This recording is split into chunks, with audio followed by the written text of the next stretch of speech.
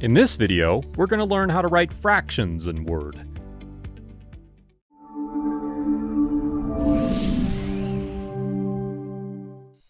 Hello, my name is Mark, and you're watching the Office Master tutorial.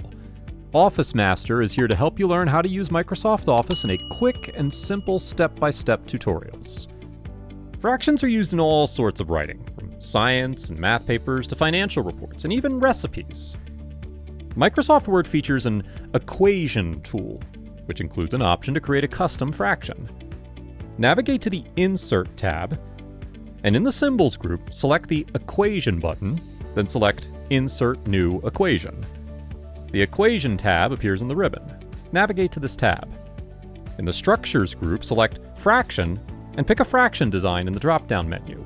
To illustrate, we want to write 2/3 as a fraction, so we select Stacked Fraction from the Fraction drop-down menu. An empty equation field appears in the document with an empty structure comprising two squares. Now we can add the numerator and denominator by clicking on each of the squares. We can even toggle between the two of them by pressing the up and down arrow.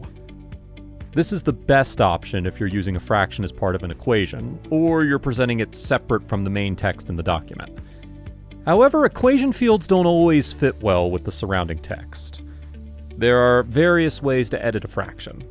In the font group, you can also adjust boldness, size, color, or you can even highlight the fraction. To change the size of the fraction, highlight it, then navigate to the font size icon and scroll to the size of the font you want. Here, we're going to use size 20. If you found this tutorial helpful, reward us with a like.